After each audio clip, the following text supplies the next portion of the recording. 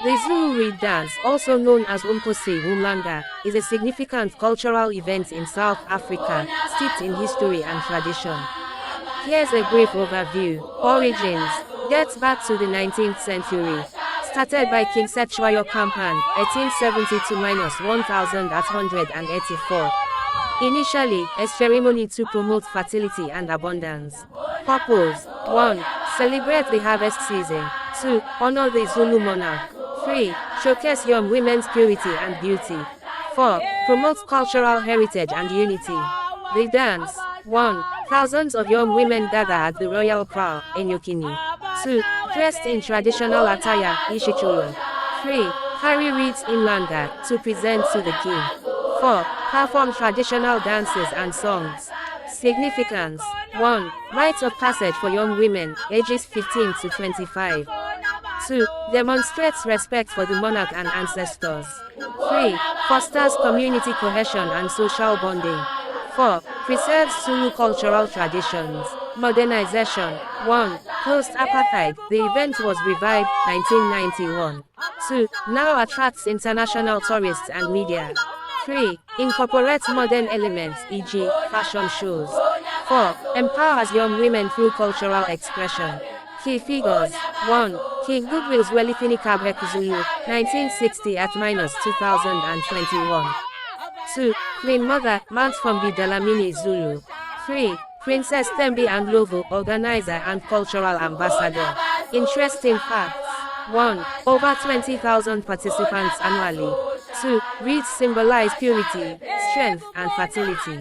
3. The event lasts 7 to 10 days.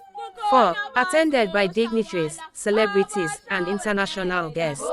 Dates: typically takes place in late August or early September.